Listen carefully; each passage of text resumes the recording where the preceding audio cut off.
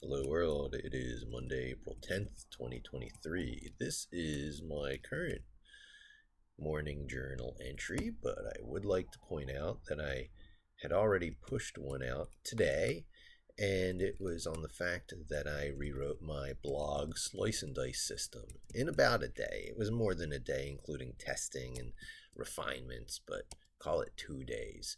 And whenever I put a headline on a blog and do my release now, this is the code. I just published it on my blog in addition to in the repo itself, But when I do that, it actually goes out onto my blog. I guess I'll put it in a fresh screen over here so that you can see the weekend's innovations, which was hitting OpenAI to write descriptions. Ultimately, it wrote these short descriptions, which were fairly appropriate for meta descriptions. I didn't try and cram it into 140 to 160 characters, and there's some chopping off I need to look at.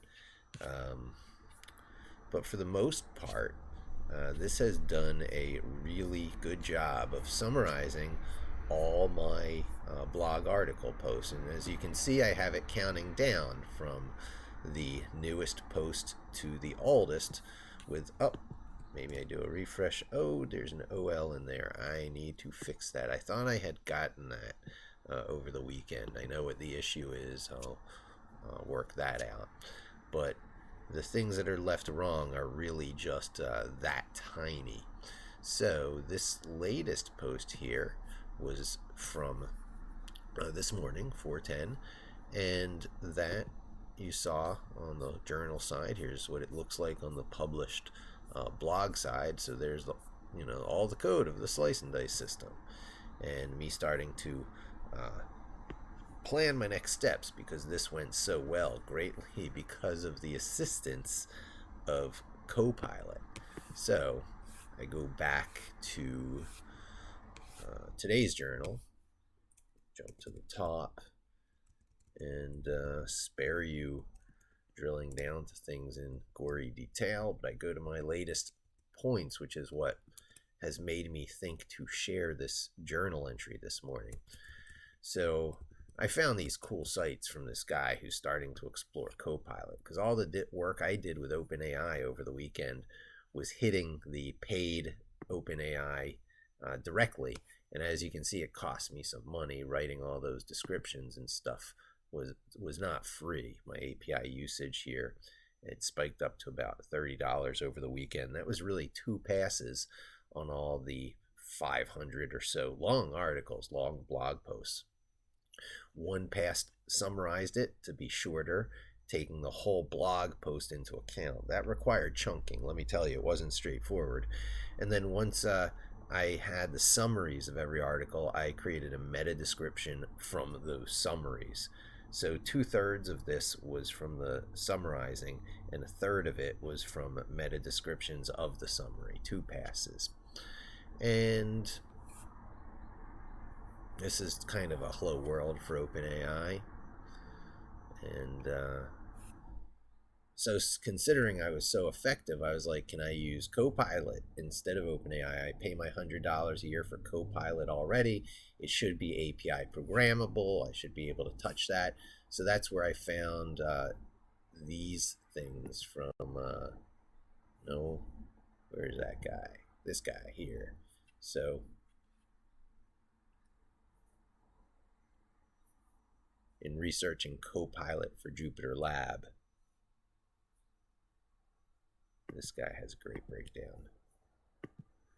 So this is Copilot Explorer, and then he has this blog post on the Copilot internals.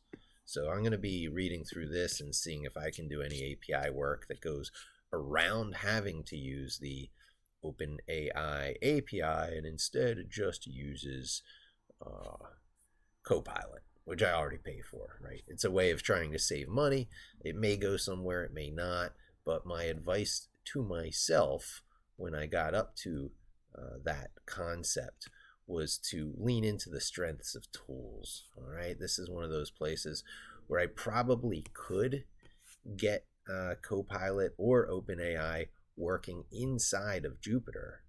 That's the thing. Sorry about this. I should use the keyboard or the keyboard shortcut for switching screens. It just doesn't show the transition, so I use the 4-finger swoosh, which has these hiccups.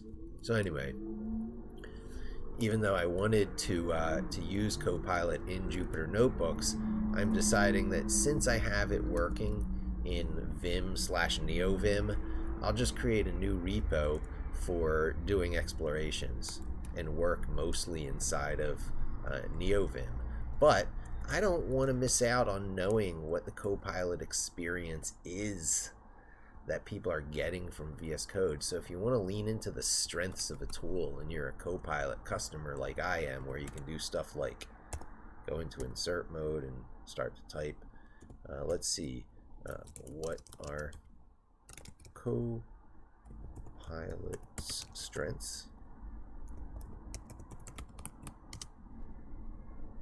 Shouldn't it autocomplete? Where's my Copilot? Here, while I'm talking to you in this video, Copilot decides not to do its thing. So we can do Copilot status. You should answer me. Ah, enabled and online. That's good. So enabled and online, but not suggesting. Even on what are your strengths? I'm going to use Copilot for nothing, apparently. Let's reinitialize the environment. I have that on function F4. It basically reloads my NeoVim init.vm, but that also, makes things kind of reinitialize. But it's apparently not enough. Okay. So get rid of that and just start doing what I was saying I was about to do. So I'm going to put VS Code back on my machine, but I'm going to do the second step first, which is make a new GitHub repo specifically for Copilot explorations. So I'll go over to a command line, clear that so you don't have to see my git clutter.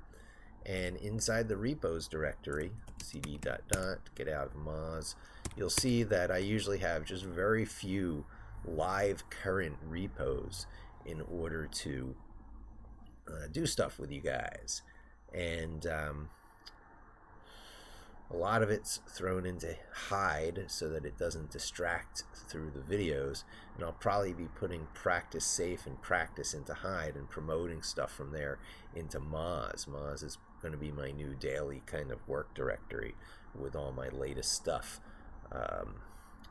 However, that's not where explorations belong. I need something new like the practice directory, which has this Copilot focus. So mkdir, let's see, Copilot, explore Copilot. Let's take a look at Google Suggest.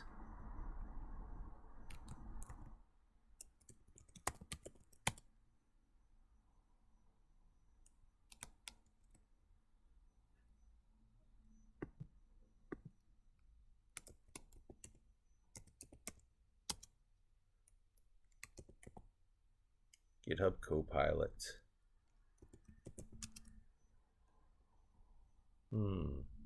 A, B, C, D, E, examples. Yeah, what I want to do is the explorations, but it doesn't look much searched on.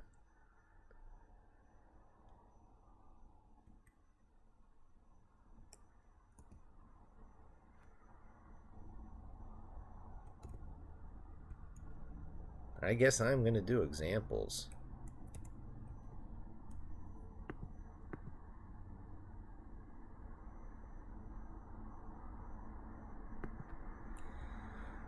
Okay, think.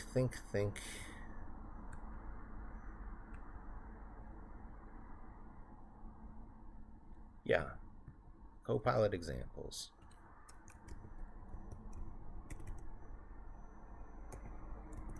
Because it should definitely, the repo name is going to live in here.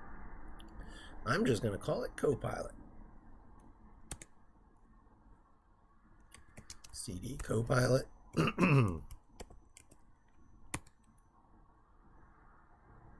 And, you know, each one of these is just going to be a test. So I'm going to, I guess, yeah, Vim.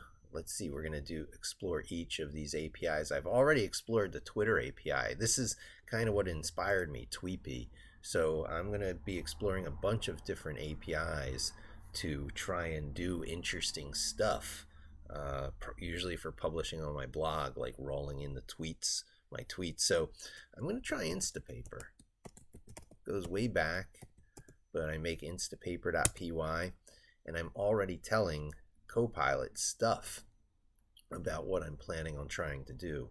And this long load time is actually really unusual. Coming from Vim, which loads lightning fast, I'm not sure if this is because it's NeoVim or because it's Copilot enabled. But let's start right out with a comment. Hit the Instapaper API. Copilot, where are you? Copilot, what should I do?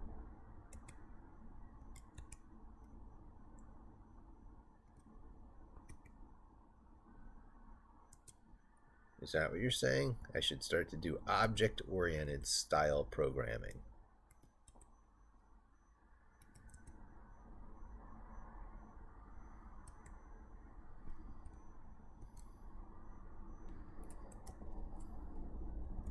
Okay. So this is what Copilot just instantly kind of spewed out.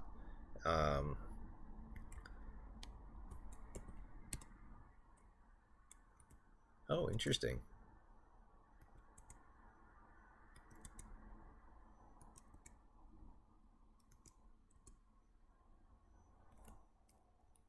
You don't need those sublinks on that page.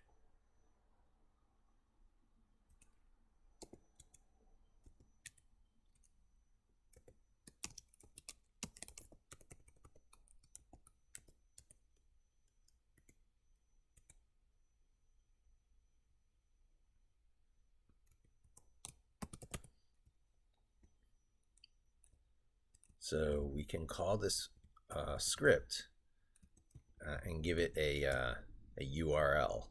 So we should be able to track this and see some stuff about that.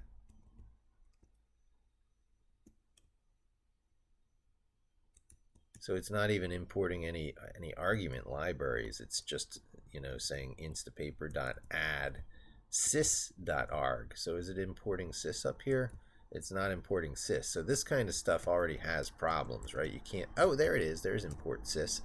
So interesting, so interesting. So if you populate this with the username and password, when you call this through main, it will create an instance of an object called from Instapaper that feeds the username and password. And it has two methods in object-oriented terms. These sub-definitions are methods. It has an add method.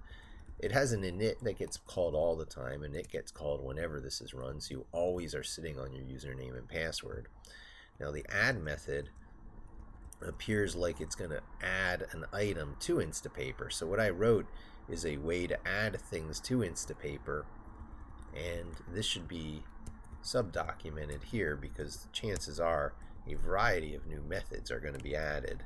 Let's see if docstrings are supported. No, docstrings on a method is not something that OpenAI. Oh, there was something there. Add a URL. There, that's it. And OpenAI or Copilot prefers docstrings that run on multiple lines. That's interesting. Not precisely my style, but I can understand it. I'm going to go to my style. I don't have to yield to Copilot's style.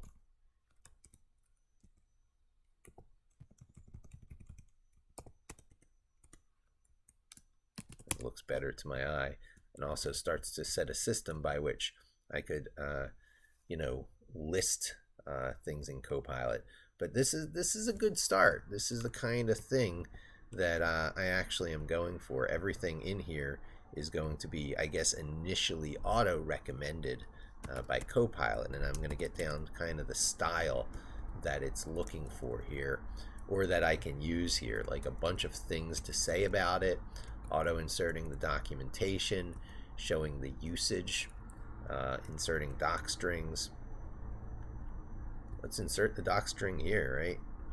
2 returns. Let's try and get it right. And then Instapaper API wrapper. Okay, fine. I'll go with that.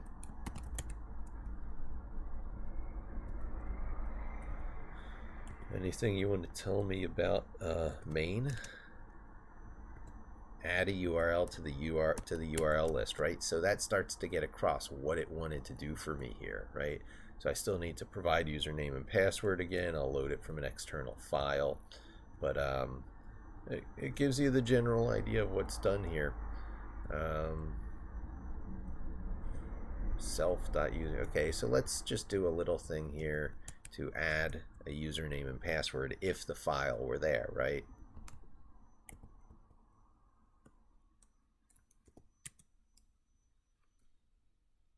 With open.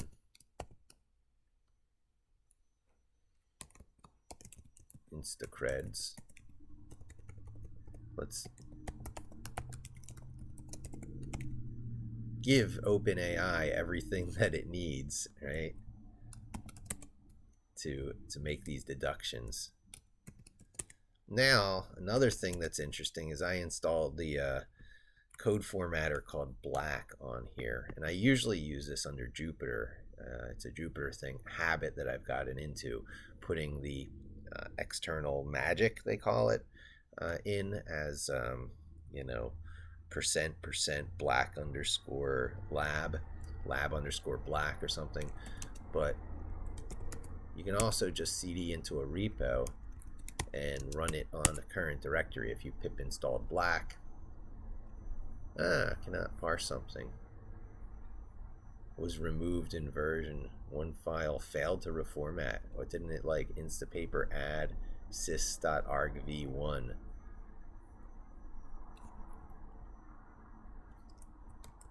See, I haven't even tried to run this yet. Oh, of course. You need parentheses around prints. That's a long ago kind of thing. And it formatted it. I go back here and it just reloaded it. See how that little extra space got put in there? And then I can save it here. Now that's the kind of thing I could put on a shortcut directly in Vim/NeoVim. I hit a shortcut and you would just see a blink as it reformats, and I'll probably go there. I need to create a good to-do list. I do to-do lists different places, and they get lost over time. I guess my most obvious one is Shift-G on my journal, and then, that's at the bottom of my journal, and I can put all kinds of stuff in there that's not in a journal entry, and it gets filtered out on the blog publishing. And I don't look at it enough. I need to surface it and bring it to the surface better. So that was good. I guess that kind of shows what I want to do. ls git init, because it's not really a git repo yet. So we're initializing the Copilot directory as a git repo. And then I can git add Instapaper, git commit my first from scratch Copilot program. It doesn't necessarily work, people, but I just need to get it there because this is a trend I want to continue. So you're able to commit, but you're not able to push yet when you do this kind of thing, right? This is local on my machine, git status. All right, but it's local on my machine. I can't push it until GitHub knows about it. So what I do is I go back to the browser, I go back to my GitHub account. I think I have one open here in a tab. There's one. And I say new. Ooh, things are starting to slow down, I'm sure, because of screen recording. So I'm just going to hurry through this and bank this win and get on with my day.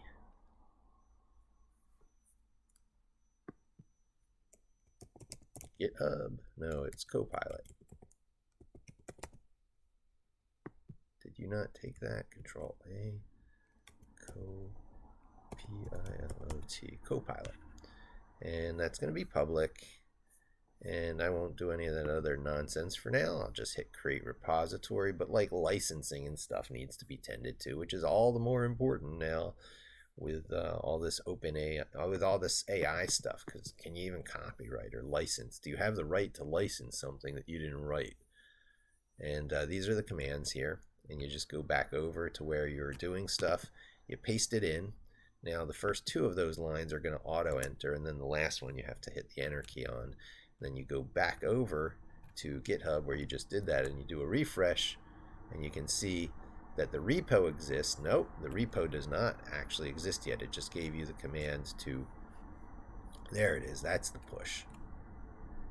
You got to see the push occur.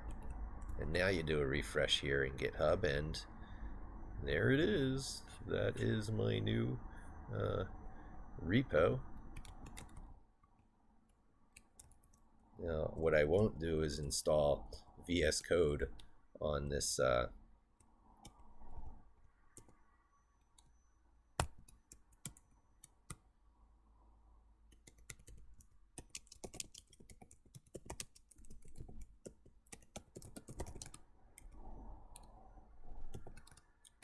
video, because that would make this too heavyweight.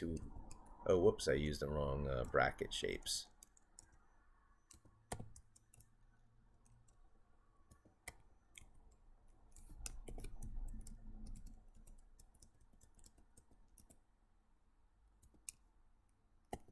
There, that will be hyperlinked. And now I can give this a title. We shall call this creating GitHub repo specifically for Copilot explorations. And I'm talking about my content management system a lot, so I'll do &P, and it stages the command, and I can look there. And I'm even thinking as making optional parameters here that I can use for like render but don't GitHub release, because I can put all kinds of control parameters when I have this moment hanging in air here before I hit enter. And when I hit enter, it starts rendering the site. That it executes the command, it expands that thing that it said it was going to expand to the full file name to get to the file I'm editing, right? So this is here, this file I'm editing, and then a hardwired path to my new chop program, -f parameter saying that, you know, this is the full file path that I'm feeding it, because you name your arguments and parameters often. And yeah, that's rendering. This will pop to show a number of things that it has generated so far, and then it gets stuck there until it pops to the end. So it's not quite the streaming output that it was under Vim, but it's not bad. I can live with it, and I'll look for ways to make it stream again so it twinkles in front of you. But I suppose I'll go over to the before and after. I have brought this up, which means if I go into here, you will see my most recent blog post is about the blog slice and dice system that I wrote earlier today, and this new one is being generated here. You'll see the orange circle at the top of a series of green circles. The orange circle is the most recent one. You don't even see the orange circle because this is not done yet. This is still underway, and it's going slower than usual, once again, because of the screen capture. It's time for me to look at a faster system, or maybe I'll actually start using the Mac that work provided once it gets swapped out for a one whose battery doesn't make the machine reboot every time I unplug it, right? It's a completely dead battery. So that keeps me from it, conditions me to not use that much. So I'm working on this machine, which is an i5 from like 5 years ago or something. Not the speediest thing in the world, especially when I'm doing 2 or 3 things at once, which I am doing. So I don't think I'm necessarily going to make you wait. I think I'm going to wrap up here because it's dead video time. But you can check out this new repo. You'll notice that when you click on these things that are Jupyter Notebook, or no, it wasn't even a Jupyter Notebook. That was just a .py file. Just how nice they look in here. GitHub does a really good job of formatting things. And let's see. Yeah, there it goes. It pops to that far through. I'll see it through. I'll start one more thing in the repo, right? Because now I've got a place where I can just play. Vim Twitter.py. And you can see, to do an exploration with GitHub Copilot, the main thing to do is to start a new file and to start writing a comment.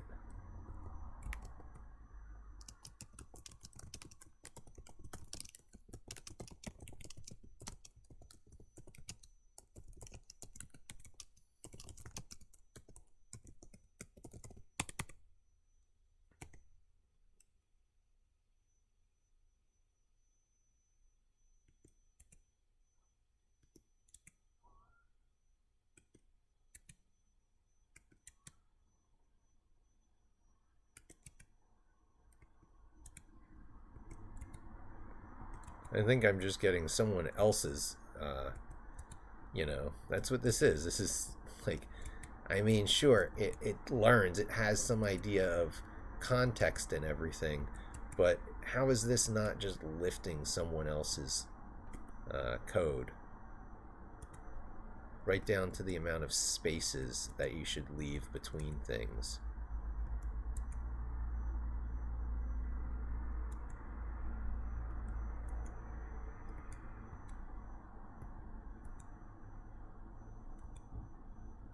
And I could always leave this off and come back to it.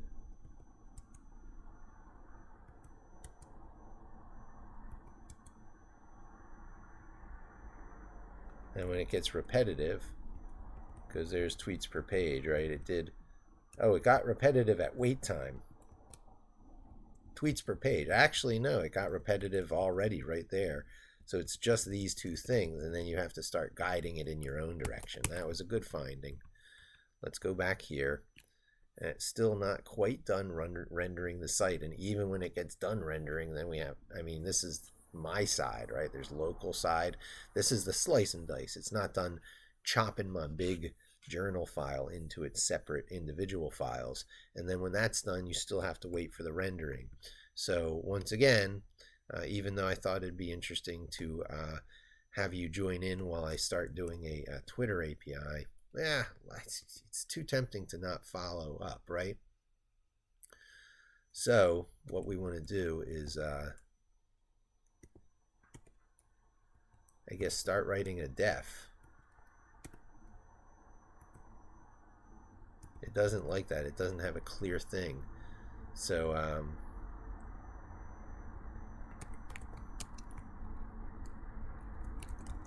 define functions.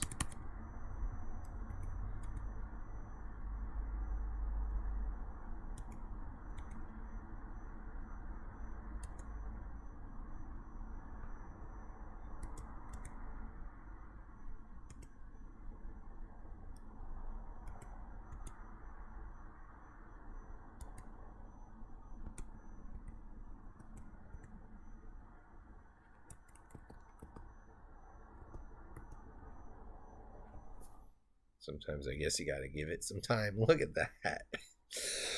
Is this nuts or what? I have no idea if this is going to work, but this is kind of the same of just being, asking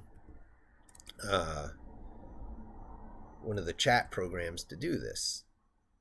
And that's probably it. That's kind of the bottom. And it wants to talk about license stuff there. So that is the Twitter provided example. Git add twitter.py, git commit, added a Twitter example.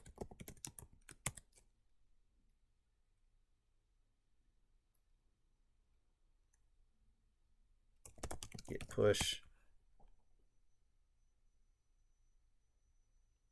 And this is like aggravating the feedback loop, the echo chamber of code. I certainly plan on looking at these things and, sort of modifying it and sort of making it my own. But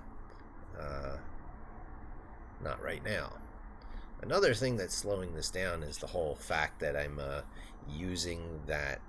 It's not hitting the OpenAI API, but it is checking to see if it has to on every single blog post to make sure there's a a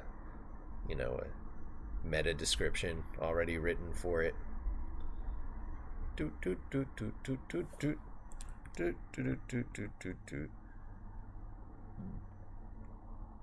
Anyone thinking of doing this work, they can now look in my my Moz repo. This looks like it's in Skype, but this is actually in my Moz repo. And you can look at a little hello world example from there. Well, I think I ought to bank my winnings before my machine totally glitches out. I keep saying that, but then I keep doing stuff. So close, so close. The Git stuff is going to be done in a moment. So I go back into Copilot here, and now we should see two files there. There's the Instapaper, and there's the Twitter one that I just created. Now, Instapaper kind of missed the point. I actually wanted it to list my Instapaper. So this is like an Instapaper insert.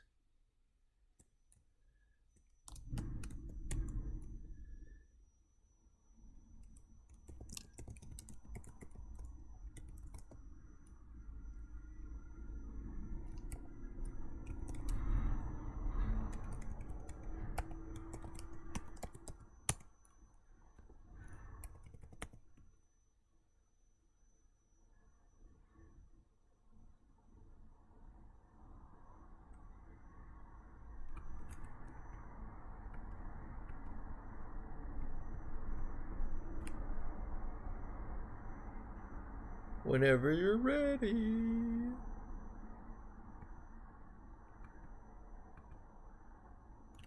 This is just creating a new file. Geez, this NeoVim / Copilot new file. Wait, when your system's bogged down. Everyone else in creation would edit this out of their YouTube videos to cover for dead time or shortcomings or whatever, but this is the valuable stuff. This is what you should be seeing. Now it's some strange mode down there. I don't want to quit.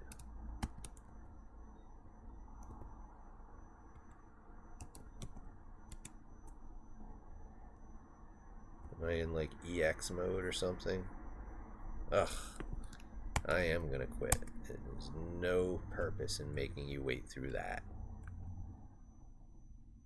And this is so close to the end, but I see no purpose in making you wait to the end. I'm going to be continuing my explorations. The files will be increasing here as I do this and that. I'll have to resolve the different things you might want to do with Instapaper. I don't think I would ever really do an insert into Instapaper. I would always really just want to list it. So I might just scrap this initial one and switch that over to that list one that I want to create. And yeah, that's about it. Thanks for joining me. I hope to see you again soon, and don't forget to subscribe.